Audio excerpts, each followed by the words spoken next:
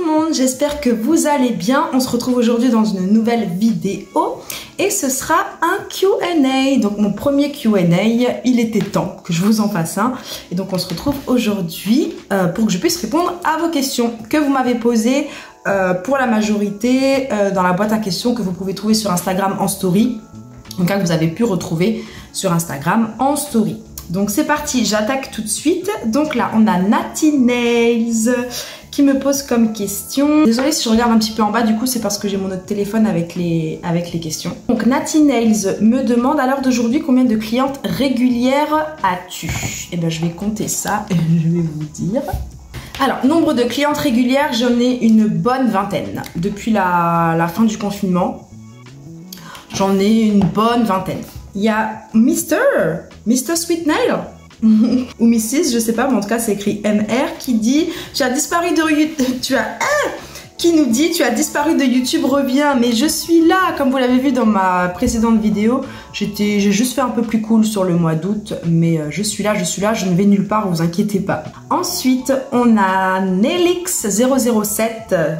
Je suis désolée si jamais j'écorche vos pseudos. Je les lis comme je peux, mais ou Nelixo07 peut-être, qui me demande pourquoi un VSP se fissure, pas l'ongle en dessous qui n'est pas fragile. Je comprends pas. Donc pourquoi un VSP se fissure? Donc l'ongle, il n'y a pas de casse d'ongle ou quoi que ce soit, c'est vraiment juste le VSP qui se fissure. La première chose que je t'aurais dit de vérifier, c'est ta préparation. Toujours la première chose à vérifier, ça peut toujours venir de sa prépa. L'autre chose à laquelle je pense d'instinct, c'est une incompatibilité des produits. Si tu utilises une base d'une certaine marque, une couleur d'une certaine marque et le top coat d'une certaine marque, tu as beaucoup de chances d'avoir des fissures. Ça peut également venir d'un problème de catalysation. Pour peu que soit ta base, soit ta couche de couleur, soit ta couche de top coat est mal catalysée, tu risques d'avoir aussi ce genre de problème. Et sinon, ta couleur peut aussi être de mauvaise qualité en fonction du VSP que tu utilises. Il y a un petit peu moins de chances que ce soit à cause de ça. Si le VSP se fissure, j'aurais dit fais gaffe à ta prépa, ne mélange pas les marques et bien sûr applique-toi à ton application. Ensuite, on a Céline Beauty. Je peux pas voir tout le pseudo, mais Céline Beauty Addict peut-être, ça commence par un A en tout cas la suite, qui nous dit hello, quelles sont les conditions que tu dois respecter pour exercer à ton domicile? Pour exercer à domicile en tant que micro-entreprise, en tout cas, c'est pas très compliqué. Rapproche-toi de ta chambre des métiers et de l'artisanat de ton département ou de ta région. Ils pourront vraiment te donner les spécificités qu'il y a peut-être aussi dans ta région. Sinon, tout simplement te déclarer déjà au niveau de la chambre des métiers et prévenir ton propriétaire que tu vas exercer une activité, surtout s'il y a du passage avec les clientes qui passent et qui repassent. Préviens ton propriétaire et tu auras la possibilité d'assurer la partie professionnelle de ton domicile. Donc te rapprocher de la chambre des métiers, te rapprocher de ton propriétaire et te rapprocher de ton assurance. On a Anne Américaine qui me demande comment bien faire adhérer le foil sur ongle entier. Alors sur ongle entier, c'est pas quelque chose que j'ai déjà fait. Appliquer un foil sur ongle entier. Là en ce moment pour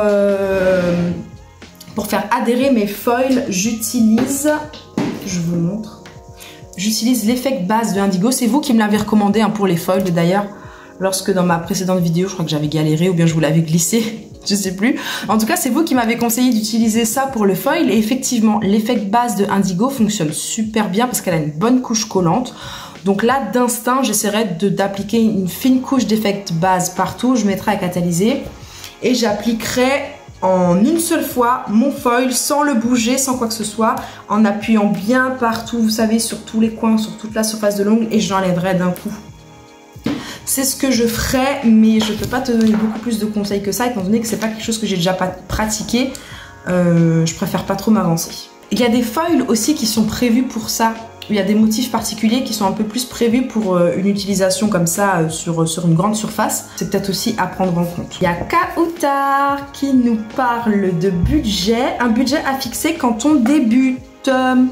Un budget à fixer quand on débute. Je vous ai fait une vidéo. Dans quoi investir quand on débute. Je vais vous chercher le nom exact de la vidéo, mais normalement c'est ça. Donc je vais vous rediriger vers cette vidéo parce que j'avais vraiment réfléchi avant de la faire, donc autant que vous ayez toutes les infos là-bas. Bon, c'est une vidéo, elle a 1 an, c'est un petit chat qui s'appelle « Dans quoi investir quand on débute ». Donc je te redirige vers cette vidéo, je la mettrai dans le i et je la mettrai surtout en barre d'infos que tu puisses y avoir accès facilement. Mais j'ai fait une vidéo vraiment qui va répondre à ta question, donc voilà. Il y a Rafi qui me demande si je suis heureuse. On va dire que oui, je suis heureuse, mais c'est un travail du quotidien. Rafi toujours nous demande comment ça a été le confinement pour toi en tant qu'auto-entrepreneur. Alors en tant qu'auto-entrepreneur, on va même dire surtout en tant que prestataire de service. Parce que bon, je pense qu'il y a des autres, c'est même sûr, il y a des auto-entrepreneurs qui ont vu leur entreprise boomer justement pendant le confinement. En tant que prestataire de service comme ça, on fait partie des auto-entrepreneurs qui ont vu leur chiffre d'affaires largement baisser et voire réduit à néant pendant le confinement. Comment le vivre? Je l'ai plutôt bien vécu du fait que j'étais en télétravail à mi-temps à côté. Donc ça veut dire que j'étais pas sans rien, j'étais pas sans occupation et j'étais pas sans entrée d'argent, sans rentrée d'argent non plus. Donc ça, c'est ce qui m'a aidé psychologiquement à vraiment prendre la période comme elle venait, puis à pas trop me prendre la tête. Bien que, comme tout le monde, l'activité elle est passée de plusieurs clientes par jour à plus de clientes du tout sur 2 mois. Ce serait mentir que de vous dire qu'il n'y a pas de conséquences, qu'il va falloir que j'absorbe petit à petit sur quelques temps. Pour les personnes qui ont vu leur chiffre d'affaires totalement réduit ou passé à 0 sans avoir le complément que moi j'ai eu de salaire, je pense que ça a été vraiment très compliqué. La seule chose qui peut aider dans ces moments-là, c'est soit d'avoir de l'argent de côté, vraiment de l'argent de côté pour pouvoir justement faire face à ces 2 mois sans revenus. L'État avait mis en place quand même une petite aide par rapport à ce que vous aviez déclaré l'année dernière sur la même période. Donc ça, j'espère que ça a pu aussi sauver quelques-unes d'entre nous. Chose importante du coup que je peux vous dire, c'est que j'ai vraiment profité de cette période au lieu de me morfondre sur ce que j'aurais bien aimé faire, ce que je peux plus faire, les conséquences de ce qui est en train d'arriver, etc. Je me suis vraiment concentrée sur, ok, bon maintenant je suis bloquée sur ça, mais qu'est-ce que je peux faire à l'heure d'aujourd'hui avec les moyens que j'ai? Et c'est pour ça que je vous ai mis en place pendant le confinement les rendez-vous téléphoniques, l'accompagnement téléphonique que vous pouvez trouver sur mon site internet, hein, vous pouvez prendre rendez-vous, passer 1 heure au téléphone avec moi. C'est pendant le confinement que j'ai pris le temps de mettre en place ces choses-là, etc. Donc du coup, comment vivre ce genre de période en tant qu'auto-entrepreneur? Essayez au maximum d'assurer vos arrières, que ce soit avec un emploi salarié ou que ce soit de toute façon avec des économies. Et réfléchissez au développement, réfléchissez au futur. Ne vous morfondez pas parce que vous n'avez pas le temps pour ça. Vous n'avez pas le temps pour ça. Là, ça a été le confinement qui nous a bloqués pendant 2 mois.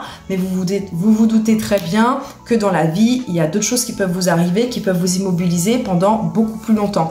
Et ça, quand on décide d'être auto-entrepreneur, c'est quelque chose qu'il faut prendre en compte. Vous savez très bien que en tant qu'auto-entrepreneur, l'arrêt maladie, il n'existe pas. Le congé parental, il n'existe pas, etc. Donc, prévoir ses arrières, relativiser, penser à l'avenir et faire ce qu'on peut faire sur le moment. Voilà comment j'ai tenu. Et puis j'aime la solitude. Je suis quelqu'un de mine de rien très solitaire. Donc rester 2 mois toute seule chez moi, dans le fond, ça m'a pas plus dérangé que ça. Qu'est-ce que tu préfères faire comme pose? Qu'est-ce que je préfère faire comme pose? Extension, chablon, format manche longue. Basta. Et après, en termes de couleur et nail art, ça c'est... peu importe. C'est toujours Rafi hein, qui m'a demandé pour la pose que je préfère. Il y a Samantha. Samantha Gab, j'ai pas la suite. Ça filme toujours?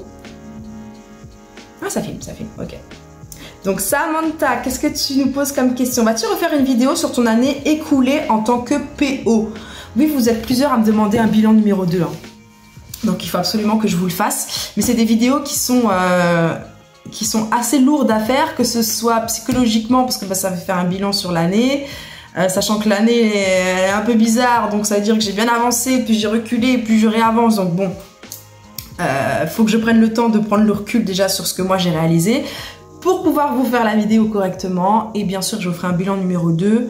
Bon, le jour où je filme cette vidéo, on est le 20 août, donc je vais pas vous dire que je vous la fais pour le mois d'août, mais certainement pour la rentrée, je vous prépare ça. Samantha qui a encore une autre question qui nous dit: est-ce que tu exerces ton métier de PO à temps plein? Non, j'exerce pas à temps plein et honnêtement je pense pas qu'un jour je vais exercer à temps plein.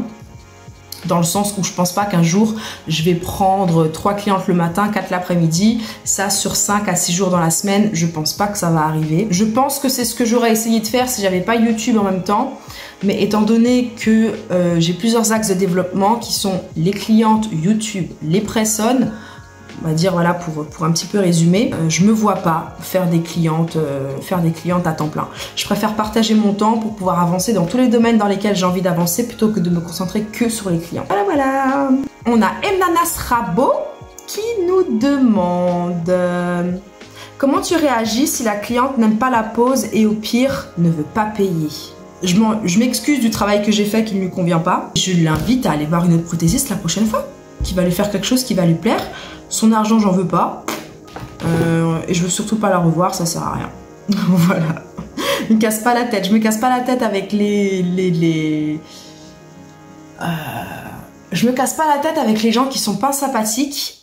Et je me casse pas la tête avec les mauvais payeurs. Dans le cas que tu m'as donné là, ça peut être les deux. Et bien dans ce cas-là, je m'excuse parce que en tant que professionnel, si tu as fait quelque chose qui ne va pas, c'est peut-être aussi qu'elle a peut-être pas tout à fait tort. Hein. Tu as peut-être effectivement fait quelque chose, soit qu'elle n'avait pas demandé, soit vous étiez mal comprise, etc. Donc dans tous les cas, je m'excuse. Par contre, si c'est quelqu'un qui en est au point de même pas vouloir me payer, c'est que je pense que la personne, si elle veut même pas me payer, c'est qu'il n'y a même pas d'arrangement, on va dire, à trouver ou de manière de rattraper le truc. Donc là, je la laisse partir et je l'invite à aller voir quelqu'un d'autre la prochaine fois. Par contre, si le problème est résolvable, si le problème sur la pose est résolvable, j'essaye de lui régler le problème. Il y a Kali Calypso qui nous demande combien de clients prends-tu par semaine en moyenne? 2, 4, 10. On va dire que je prends à peu près 10 clientes dans la semaine. Je peux très bien en avoir 10, comme je peux en avoir 15, comme il y a des fois des semaines où j'ai moins de 10 clientes par semaine. Et voilà. On a Coralie Coco 3 qui me demande « Coucou, as-tu fait d'autres professions avant de vivre de ta passion? Merci. » Je vais essayer rapidement de vous faire la liste de tous les jobs que j'ai fait avant d'être prothésiste ongulaire. J'ai travaillé en bureau dans une usine, j'ai travaillé dans un centre de cure thermale, faire prendre les bains thermaux aux gens, etc. Qu'est-ce que j'ai fait après ça? J'ai travaillé dans des magasins en tant que vendeuse, donc Jules, Courir, ça c'était un peu plus récent d'ailleurs, Courir, Jules. Avant de vraiment me lancer en tant que prothésiste ongulaire, ce que j'ai fait le plus longtemps, c'est que j'ai travaillé chez un bailleur social. Voilà, voilà. Donc j'ai été à plusieurs postes dans cette entreprise, donc je ne vais pas tout détailler, mais pendant plusieurs années, j'ai travaillé chez un bailleur social. Et c'est après cette expérience chez le bailleur social que je me suis décidée à venir vous voir sur YouTube et à être prothésiste ongulaire. Je pense qu'il y a plein d'expériences professionnelles que j'oublie, mais en soi, on va dire que c'était celle-là, celle qui représente le plus de temps. Et là récemment, juste après mon bilan numéro 1 d'ailleurs, je suis retournée travailler et je suis retournée travailler chez Bouygues Bâtiment à l'accueil et j'ai fait plusieurs mois en tant que téléconseillère. Lisa Krumbar qui nous demande une date pour commander les pressons. J'ai hâte. Est-ce que vous les avez vus ou pas? Vous les avez vus les pressons? Je suis pas en plein test, je suis en plein kiff en fait. Donc une date pour commander, non, pas encore de date, normalement bientôt. Pareil au niveau de la création des pressons, je vais tout vous partager là, je vous partage pour l'instant ce que je peux vous partager, mais au fur et à mesure de l'évolution, je vais tout vous partager. Donc voilà, vous êtes avec moi dans cette aventure les amis, vous êtes avec moi. On a Nails by CSR qui demande, j'ai pas de question qui me vient là, mais je voulais juste te dire que tu es au top. Oh punaise, mais c'est vous qui êtes au top. Merci beaucoup Nails by CSR pour ton message d'encouragement, merci beaucoup.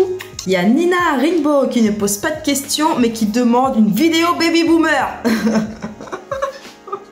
Elle a juste mis ça, vidéo baby boomer, c'est une exigence. J'en ai une déjà, une vidéo baby boomer, et en plus je fais toujours mon baby boomer exactement de la même façon que je vous ai présenté dans cette vidéo. Et cette vidéo, je crois qu'elle est sous chaque vidéo, elle est dans ma barre d'infos. Donc, checkez la barre d'infos, regardez voir s'il n'y a pas la vidéo baby boomer, et de toute façon, je vais vous la mettre pour cette vidéo. Donc, je pourrais vous en refaire une, mais en soi, ma technique n'a pas changé. Donc, je vous mets celle-là en barre d'infos. Merit Nails qui demande « Salut ma belle, comment présentes-tu tes nail art et nouveautés aux clients? Bisous, porte-toi bien. » Bisous, bisous. J'aime beaucoup, beaucoup, beaucoup ta question, Merit Nails, parce que c'est mon focus du moment. C'est mon focus du moment, donc je vais vous montrer, je vais vous remontrer, pour ceux qui ont déjà vu ma vidéo de la semaine dernière, comment je fais pour présenter les nouveautés à mes clientes. J'ai racheté un book en fait comme ça. Ça avait un book de swatch. Et dans ce book là, je mets uniquement les nail art en fait. Comme je vous expliquais, je vais mettre à chaque fois le prix correspondant. Moi j'ai un prix unitaire et forfaitaire pour tous les nail art. Du foil au baby boomer, au marbré, au peu importe, j'ai fait un seul et même prix pour tous les nail art. Il y a des fois où je suis gagnante, il y a des fois où je suis perdante, c'est comme ça. C'est 2,50 € par paire de doigts, donc pour 2 doigts, c'est 2,50 € et 10 € pour les 10 doigts. Donc en supplément du coût de la pose classique. Donc là, je vais juste mettre un petit, je vais mettre un autocollant ici, je vais mettre la tarification, en fait, je vais la mettre ici pour que les clientes n'aient pas de surprise, qu'elles sachent à quoi s'attendre si jamais elles veulent un nail art. Et avec l'histoire du book, bah, ça leur permet d'avoir une vue d'ensemble sur tous les nail art qui sont disponibles et de plus facilement se projeter. Si elles se projettent plus, elles ont plus de chances de vous en demander. Voilà, j'espère que ça aura répondu à ta question. Sinon, tu peux toujours, admettons si tu as tes couleurs déjà dans un book comme ça, bon, vous avez compris que j'en avais un deuxième pour mes couleurs. Et rien ne t'empêche de mettre tes nouveautés sur une roulette que tu mets à part pour montrer que ça, ce sont des nouveautés et que ce qu'il y a dans ça, c'est les classiques, les basiques qui sont déjà intégrés. Et prendre une petite roulette, par exemple, pour tes nouveautés. Ce que je vous conseille, c'est de toujours mettre le prix. Mettez toujours le prix. Au moins, ça vous évite d'avoir des surprises avec vos clientes. Ça vous évite aussi éventuellement un moment de malaise lorsque vous annoncez le prix. Ça permet tout de suite à la cliente de se projeter sur ce qu'elle veut pas, ce qu'elle peut se permettre, ce qu'elle peut pas se permettre. En tout cas, du mieux que vous pouvez. C'est aussi pour ça que j'ai simplifié avec les 2,50 et 10 €. Mais du mieux que vous pouvez afficher le prix des nail art. On a Lady Ria Nails, Lady Ria, qui nous dit: bonjour, quelle couleur de VSP conseilles-tu pour débuter en tant que prothésiste ongulaire? Je te conseille, pour choisir tes couleurs, de faire par teinte. Dis-toi que tu auras besoin de nude, de rouge, de rose, de bleu, de vert. Et dans tout ça, tu déclines. Dans les nudes, tu vas avoir des nudes beige, des nudes rosés. Tu prends au moins un de chaque. Dans les rouges, tu prends un rouge clair, un rouge foncé. Qu'est-ce que j'ai dit encore après? Dans les bleus, pareil, tu vas prendre un bleu clair, un bleu foncé. Entre les bleus et le rose, tu vas avoir le violet. Donc pareil, essaye de prendre un violet très pastel et un violet un peu plus soutenu. Et je te conseille de faire ça pour chaque catégorie de couleurs. En tout cas, moi, c'est ce que je te conseille pour choisir tes couleurs au début. Essaye de voir déjà par teinte. Blanc, noir, je vous ai pas dit, mais blanc, noir, doré, argenté. Ça, c'est quoi qu'il arrive la base. Après, nude, nude rosé, nude beige, rouge, rouge foncé, rouge clair, etc., etc. Et à chaque fois, le but, eh ben, c'est d'étendre ta gamme à chaque fois pour chaque catégorie de couleurs. Ça peut être une petite technique si tu sais pas trop comment t'y retrouver. Et sinon, une fois que tu as fait tout ça et que tu sais vraiment pas quelle couleur choisir, si tu as un réseau social, tu poses la question directement à tes clientes, elles sauront te dire ce qu'elles ont envie d'avoir. Ensuite, il y a Ikara, je pense que ça doit être l'une de mes premières abonnées. Après mon frère, ma mère et ma belle-sœur et tout ça, Ikara, je pense que c'est l'une de mes premières abonnées. Elle est là depuis le début. Et d'ailleurs, félicitations à toi, je sais que tu as réussi quelque chose récemment. Ikara qui me demande ma technique préférée. Chablon les amis. Chablon, only chablon. J'aime bien que, même si ça n'a pas grand chose à voir, j'ai apprécié quand même de plus en plus la pose américaine. Je dois vous dire que j'en ai fait quelques-unes depuis. Hein. Mais non, mais ça reste quand même le chablon, ma technique préférée. Ma forme préférée, amande longue. Sans hésiter, je réfléchis pas. Amande longue. Plutôt gel fluide ou épais? Plutôt gel de sa distribution qui est entre le épais et le fluide. Blague à part, c'est vrai que ce gel, il a une consistance qui est très bien parce qu'elle est vraiment entre les deux. Mais sinon, j'aurais dit plutôt un gel épais. Je préfère un gel épais je préfère limer que devoir rattraper un gel qui a coulé. Voilà. Viscosité de semi-permanent préféré, j'aime quand un semi-permanent est assez épais. Donc pour vous illustrer ça, je préfère largement la viscosité des VSP Indigo que la consistance des VSP Ongle 24. Ta pose dont tu es fière. Alors là par contre, tu veux qu'on y soit encore demain jusqu'à ce que je trouve une pose dont je suis vraiment fière. Je suis sur mon Instagram, je regarde. Je vais choisir une pose que j'ai déjà postée parce que sinon vous aurez pas le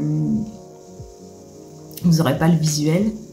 Une pose dont je suis fière. Je suis fière de mon évolution. Je regarde les photos d'avant, les photos d'après, le temps que je mettais avant, le temps que je mets maintenant. Je vous montre deux styles totalement différents. Je suis fière de cette pose-là.